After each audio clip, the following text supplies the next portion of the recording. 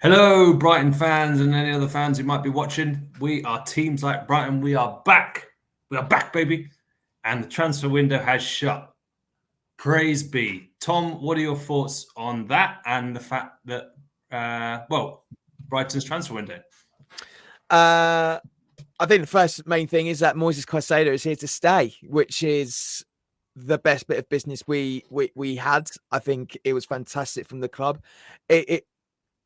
People always talk about transfer windows and how clubs need to make a statement of intent, and usually that's in association of signings. Really, you look at the transfers that we've done, no real statement of intent there, but there was in keeping Moises Caicedo. We were very clear on it with Chelsea. They respected it. We were very clear with Arsenal, and they just tried and tried and tried again. And that's, according to reports, disrupted very cordial relationships between the two clubs following previous dealings with Trossard this month and Ben White in recent years. And that's just seemed to have taken a massive dent, which is shame for all Arsenal fans, really, but I think it just moves on to great things for us, really. So I'm very, very happy that Moises Caicedo is staying. Again, it's just the shameful tactics that the agents have done in the past. I won't touch on it again. I've said my piece with it, but it just goes to show you don't bluff Tony Bloom. Very simple, guys. You want to try and play a game of bluff with Tony Bloom, whose nickname is the Lizard in the world of poker, go for it. Be my guest, because it is entertainment at its finest. And what would you say about obviously Brighton brought in Facundo Buonanotte? Obviously, he was signed from Rosario Central in November, but linked up with the squad last month. And then Yasin Ayari from Swedish side AIK. A couple of under-21 signings. Obviously, Shane Duffy made a permanent exit. Leandro Trossard made a permanent exit. How would you kind of assess those side of things? And also the fact that Alexis McAllister stayed as well. Yeah. I don't think there was any doubt with McAllister either going leaving it. I think he made it very clear that he wanted to stay. There wasn't any rumours that he's flirting elsewhere. There were a few quick rumours coming about. I believe both Milan clubs and the Atletico were sniffing around for him after his impressive performances in the World Cup, and rightly so. The guy's a world champion. Of course, the top European elite are going to be sniffing around, but I think McAllister's kind of said, no, I'm not interested. I want to stay here. I want to prove a point, which is fantastic. So very happy to see him staying. I think that's keeping that midfield duo is a huge coup for us. It is sad Shane Duffy's gone. To me, he's a legend. I love him. I think him and his partnership with Lewis Dunk in the Championship in the early years in the Premier League were fundamental for us where we are today. And I think a lot of people will say this, like that there are no bad things you can say about Shane Duffy. He came in from Blackburn. He was a superb signing under Chris Hughton. He was the perfect Chris Hughton signing, really. And it's just worked well for us in recent years. It's a shame it just didn't really fit for him at Potter. And quite clearly, he's just that little bit behind the style of play. So him going to Fulham just made sense. And I wish him all the best, because he's a fantastic footballer. He's a fantastic no-nonsense centre-back that many clubs need. And I think he's at the moment seems like a great asset for Fulham, and I think he's very, very much looking forward to it all. So, no hard feelings there. I wish him all the best there. Trossard needs to go. We touched on this earlier this week on Parlay. He needs to go, really. He was a bit of a disruptive nuisance. His head wasn't in the game at all. You kind of got the sense of that from his performance against Charlton in the EFL Cup. And the comments that De Zerbi said during this whole mess, and the fact that Trossard actually had a bit of a scruff with another Brighton player as they tried to address and try to cool things down, it's just quite clear that he just wasn't having any of it. He just wanted to go one way, and that was out of the club, which is fine by us. And we got good money out of it as well from Arsenal, so which is fantastic our end. Overall, I'm really pleased with the business. And though some people might want us to have direct strength, But really, our position at the moment as a club is in limbo, really, when you think about it, long haul. Are we going to be in Europe? Are we not? So with that comes two very, very different plans. And we just can't oversell and we can't really undersell ourselves either, because we'll both be in the same position. And that is probably replacing them in the summer. So it's best to just wait and see. I think the club is in a great position. The depth is there. So I'm really excited to see what we got for the next few months. Yeah, good summary there. I think so. I'm a little bit torn over Brighton's transfer window. I'd say massive, massive, massive bonus keeping Caicedo, especially off the back of where it looked like it could have gone after he posted those comments. Basically saying he wanted to leave Brighton less than a week ago. I mean, I was like, oh no, this. I knew, Brighton's stance was very clear. He's not for sale. But just that sort of turn of events, you're thinking, oh no, not another, big team running roughshod over Brighton. But as you like to say, not under Tony Bloom's watch. So yes, great to keep Caicedo and McAllister, obviously. Trossard, I completely agree. Where I think Brighton maybe could have, you can't just sort of buy someone willy-nilly. Obviously, you need to find the right person. But I just feel that with Brighton hoping to secure European qualification for the first time in their history, and the fact that there are a couple of teams, Chelsea, Liverpool, maybe even Tottenham, who are a bit more vulnerable this season, I think sometimes strengthening your options when things are going well is not a bad move to make. Trossard obviously has gone, and Brighton are firing in goals left, right, and centre, and obviously Matoma has been unbelievable. But I just wonder, could they have maybe tried to get a replacement for him? I still think they could have maybe done with an athletic attacking midfielder in the mould of Mwepu, obviously was forced to retire. Maybe Yasin Ayari could be that mould. He is a very quick player apparently, but he's a more diminutive at, I think, 5'8" rather than 6'1" in Mwepu. But as again, on the flip side, Brighton have so much credit in the bank for the business that they've done, and they've got the club to this point. So as you can tell, I'm sort of seesawing on this point. I feel good, great to keep the prized assets, but maybe a slight missed opportunity in not pushing further ahead, maybe with this advantage. Levi Colwell's out injured.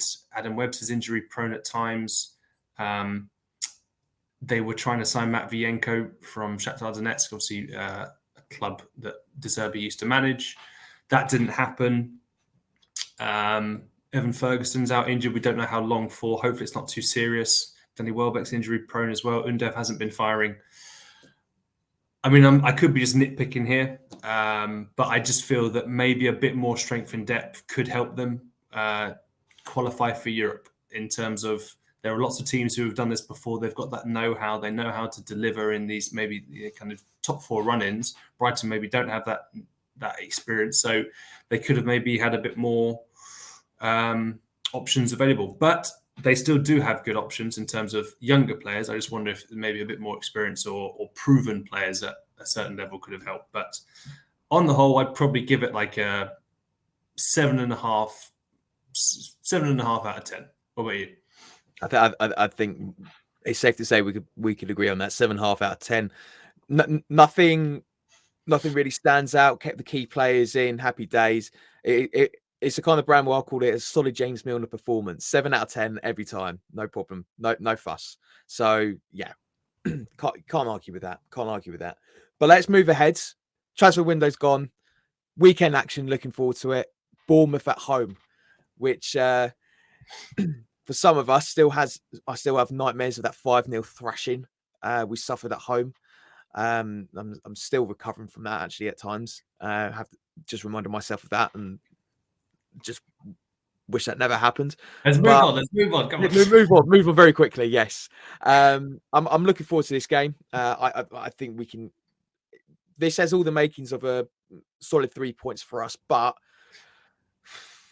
don't want to jinx it. So it'll be interesting to see how Gary O'Neill's team line up. They're struggling with injuries. They've brought in a lot of players in very quickly. So are they going to gel in enough time? I doubt it. So the relegation dogfight could be going their way. So, and I think if they get a result here, it'll be a huge, huge result for them. Yeah, I think this is like a good test of if Brighton are sort of really serious about trying to qualify for Europe. Obviously, they're sixth in the division. They've got games in hand on teams below them. So hopefully they can maybe put some distance between them in the coming weeks. They're only 5 points off, I think, Spurs in fifth and 8. Top four, maybe a little bit too far, but dare to dream. 8 points off Man U in fourth. Bournemouth, I think, in their last 5 Premier League games, they've had 4 losses and 1 draw. So this is a decent time to play them. The kind of the unknown factors, like you say, Tom, it is the signings. Will they bed in quickly, or will it be sort of maybe like a Nottingham Forest case earlier on this season where there was so many signings? Obviously not to the same extent. They haven't made 21 signings, they made 6, I think. But I think this is a game that Brighton need to win. You raised the point about you thought Leicester would be a banana skin. It almost proved to be, thanks to Ed Ferguson rescuing us late on. But yeah, I think Brighton should beat them. It depends on if Bournemouth sort of get 10 men behind the ball.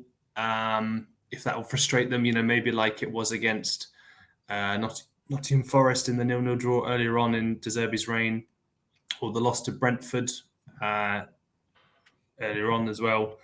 So I'm quietly confident, but I wouldn't be surprised if this is a draw. But I still think Brighton would just about have enough to beat them.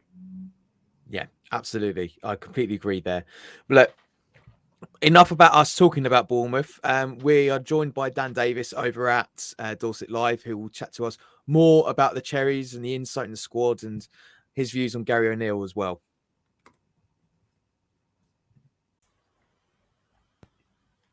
So, moving on to the visit of Bournemouth this weekend, we are delighted to have AFC Bournemouth correspondent for Dorset Live, Daniel Davis. Daniel, how are you? Yeah, not bad. How are you? Thanks for having me on. No worries. Yeah, we're all good. Tom's all good, I think. I'm great. I'm great. Glad to hear it, mate. Good stuff. So, I'd say there's a fair amount to unpack on Bournemouth's season. Lots of ups and downs. What are your sort of main takeaways from Bournemouth's first season back in the Premier League after a while away? Yeah, so obviously last season was very much engineered solely for the purpose of achieving promotion, which did happen in the end. And obviously, euphoria at the end of the season, brilliant. And then since then, it's been a real roller coaster ride, to be honest. This is my first season covering the club. I've lived in Bournemouth pretty much all my life, so I've kind of seen the history of the club through all the ups and downs. And kind of that whole history of the club has been encapsulated perfectly in this one season where so many highs, so many lows, really, really strange. So, started off pretty well, 2-0 victory against Aston Villa. And then for the rest of Scott Parker's tenure, it was a real drop. Confidence was low, performances were poor. Obviously, the Liverpool 9-0 defeat, Scott Parker then got the sack. Gary O'Neill came in as interim manager and sort of held the fort down quite well for the 6 games. And then he got the permanent job. And from that point, again, the season's kind of tailed off into being quite disappointing. Ended up being sucked back into this relegation scrap. And now, obviously, with a positive transfer window, which I'm sure we'll touch on, things are starting to look a little bit rosier now moving forward.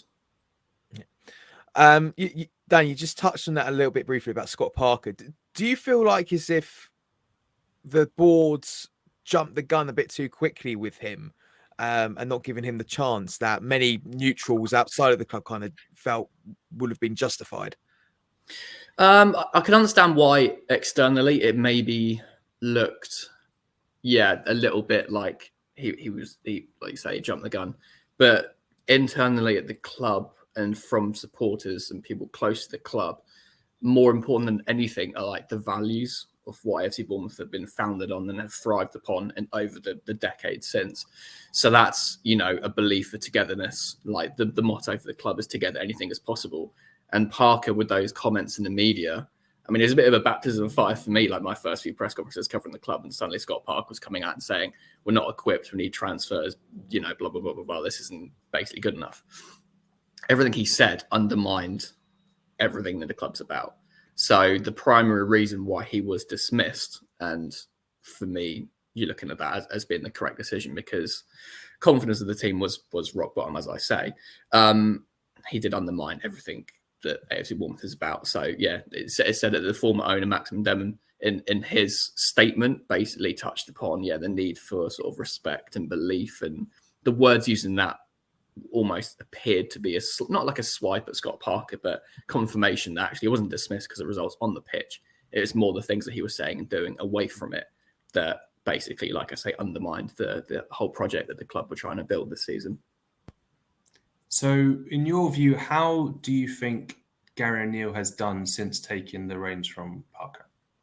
I think he's done an okay job. I think if results had been better since he was handed the permanent job, I'd say he's done well. But I think for me, I have to break it down into two sections. So the interim spell, I think, was steady. He kind of got the players' confidence levels back up. The basics returned. So yeah, under Parker, sort of the structure, the defensive issues, there were some real problems there. O'Neill came in and kind of to a degree fixed them, so made Bournemouth a lot more solid at the back. And then while they didn't create too much going forward, they took their chances well. That was kind of the theme of the interim spell. So the results don't lie. It was good. The players were happier. They were keen to play under Gary. They had a lot of respect for him. I guess it was like a kind of a return to how maybe the end of last season was in terms of spirits and dressing room were high. And then obviously you had the World Cup break. I think maybe the assumption from a lot of people outside of the club was that Gary wouldn't be handed the permanent job. I'm not sure what the feeling was in the dressing room. Obviously, he was then given the job. And from that point, it kind of feels like things have tailed up quite badly, to be honest. The attacking performance has been quite stunted, too slow, too many defensive issues. The basics are not quite there. And little frustrating issues on the pitch, little issues here and there. And it's kind of culminated in this really... I mean, things are a little bit better now, I think, because of the spending in the window, but things got quite, I wouldn't say toxic in the stands, but there was a real degree of unhappiness, especially like Brentford away. There was a group, I would say, of away fans sort of chanting effectively that they wanted Gary O'Neill to go. Obviously, the results don't lie since that World Cup break, where things haven't quite been anywhere near where the club needs them to be, really. And obviously the pressure now has increased tenfold because of these new signings, big games coming up, results are needed. So yeah, mixed bag, but needs to be better going forward and needs to be clearer improvement through the weeks ahead. Going ahead to the game this weekend, how do you see Gary O'Neill setting up his side against the Albion? It's a tough one, because I think if we didn't have this spending spree, I feel like he'd be tempted to maybe go with a five at the back. He tends to be very, very, in his press conferences, he's adamant that, people maybe talk a little bit too much about sort of set formations because, in the build-up and the defensive phases, etc., there's different shapes that Gary tries to deploy. But obviously the starting shape is very telling for the approach to the game. I think, like you say, Brighton, banging form, difficult place to go. Bournemouth need results that he points at the board. It's that simple. So maybe a five at the back might lean towards that. However, because of the amount of new signings, a lot of them in attacking areas, you have to feel like, you know what, I think if Bournemouth try and go defensive and sit, they'll concede goals and probably lose the game. So you've got to have a go. So that's my impression. I feel like Gary, he's not been like safety first, but there's definitely been a degree of he likes to take steadiness from, keeping the game nice and tight and then choosing your moments to kind of attack that way. I feel like that might be quite important. So, yeah, I think the way I'd approach it is obviously different to a Premier League manager, of course. But, yeah, I do feel like Bournemouth are better when they try and take the impetus like against Nottingham Forest. So I'd like to see that. I think, actually, in real life, Bournemouth will try and strike a lot more of a balance. It might be quite a tight game because of that. I think, make it a bit scrappy, a bit nasty, stop Brighton from playing their fluid football, and then maybe try and get your counter-attacks from there and see what happens. You've mentioned it a couple of times, and I'm now chomping at the bit to hear about these signings. So can you just give us a run through of kind of how many and your takes on the signings themselves, please, in January? Yeah, so it was, 6 new signings in January. The window started off quite slowly and finally clicked into gear. Yeah, so we had a Dongo Watara arrive from Lorient for 20 million. Obviously, it helps that Bill Foley, Bournemouth's new chairman, he took a 33% stake in Lorient, the Ligue 1 club in France. So that maybe greased the wheels a little bit for that one, but he joined for 20 million and made a real impact in his debut against Nottingham Forest. Brilliant. Signing number 2 was Darren Randolph, the veteran goalkeeper from West Ham. The club were keen to add another body between the sticks to provide competition for Neto, Mark Travers. So Randolph came in, undisclosed fee, but provides real experience, and he's a really likable character in the dressing room, so I'm told. So, yeah, that's kind of a no-brainer, really. Then you had Antoine Semenyo finally joined from Bristol City. There were 3 bids that went in over the course of the window. 2 got rejected. The third one finally got accepted. 9 million plus significant add-ons, I believe it is. Again, talented forward, flexible, score goals. Obviously, Dominic Solanke's out at the moment. Not quite sure when he's meant to return yet. We'll get an update tomorrow. So he can maybe help with the burden a little bit there. Matthias Vigna, fullback, arrived as well from Roma. You also had, this is where it gets quite exciting. Hamad Junior Traore.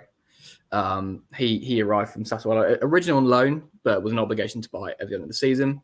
And then Ilya Zarbany arrived from Dinamo Kiev. Now, he's obviously known as being like a football manager wonder kid. That's actually how Bournemouth chose to announce him, is they kind of mocked up like this football manager search page and then sort of like added him and that kind of stuff, which is quite clever. But yeah, he's got a real burgeoning reputation. He's a really cool, collected centre-back. Only 20, full Ukraine international. So yeah, really, really exciting signings across the entire pitch. Maybe could have done with another central midfielder. Obviously, Bournemouth pursued Nicolo Zaniolo from Roma, which would have been incredible if they pulled that off. Unfortunately, didn't quite happen.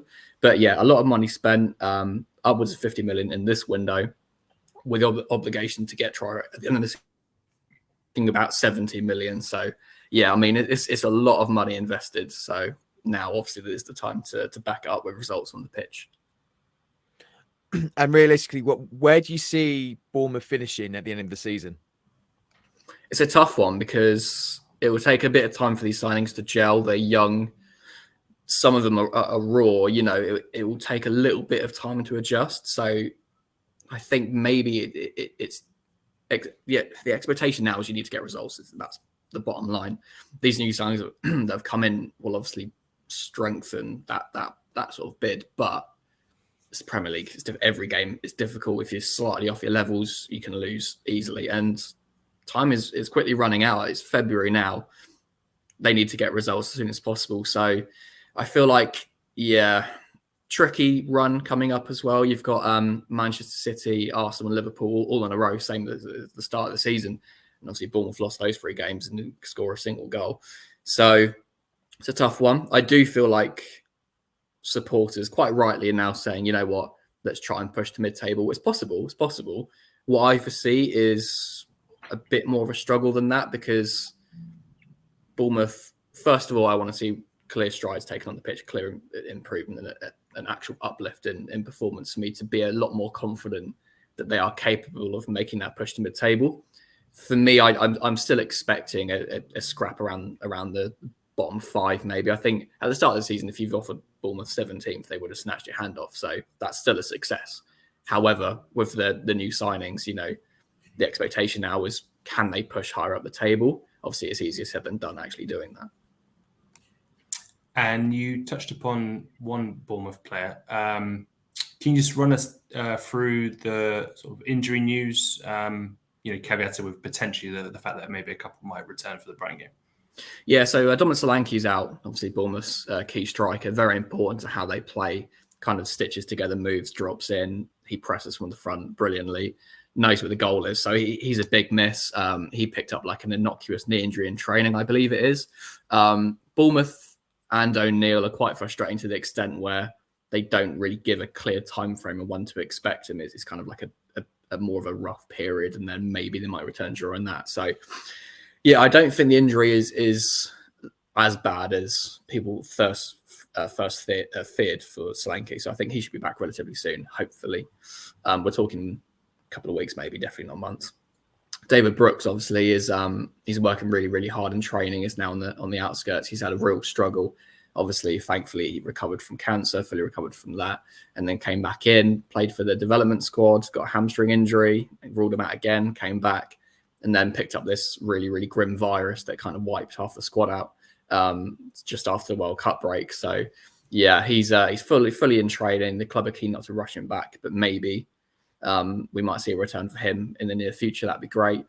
Junior Stanislas, Ryan Fredericks, both training as well. So you're looking at kind of a lot of important players now starting to kind of move back to where they need to be. Lewis Cook injured, but again, kind of working towards returning. So yeah, once Gary's got his full squad back, things will be looking a lot more rosier, obviously, for the games ahead.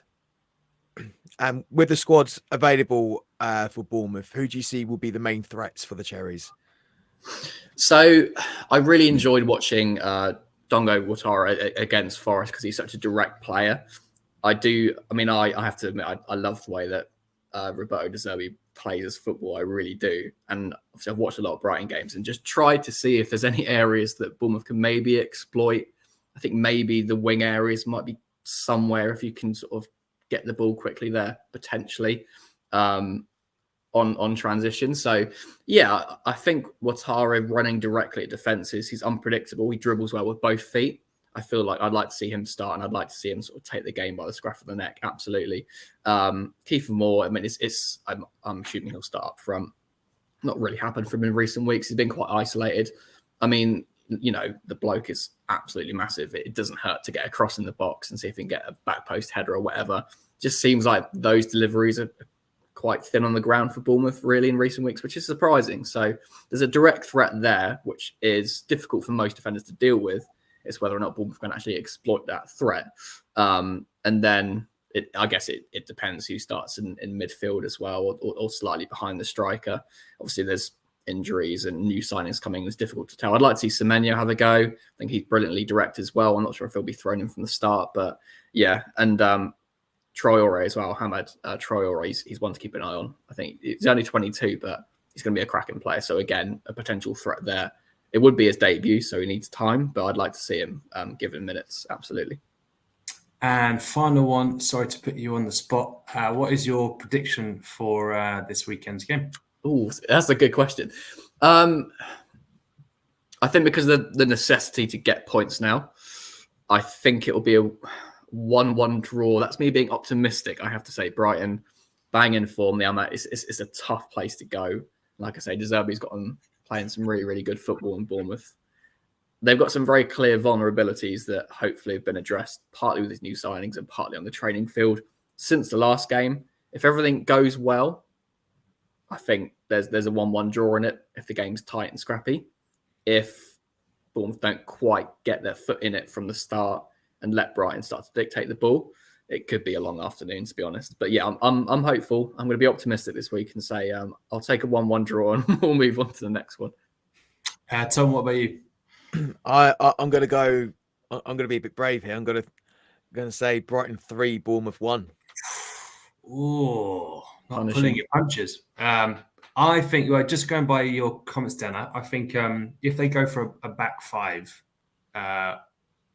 and also Leicester had a bit of joy by sort of being pretty structurally sound and getting men behind the ball, that can sort of frustrate Brighton. So I think I'm going to go 2-1 Brighton, but it could be a nervy one. But hopefully it'll be a good one anyway. But yeah, Dan, thanks so much for coming on. Do you want to just tell the listeners where we can find your content? Yeah, of course. So yeah, Dorset Live, the AFC Bournemouth section. I'm on Twitter at Dan_Davis20, at Cherries Live on Twitter and Facebook as well. Yeah, a lot of content. Obviously, big game this weekend for both teams. So yeah, feel free to stay tuned on both websites. And yeah, I'm looking forward to it. I'm looking forward to seeing you at the stadium as well. I'll see you at the Amex on Saturday. Looking forward to it. Sounds good. Well, yeah, thanks again, guys. And keep on listening to teams like Brighton.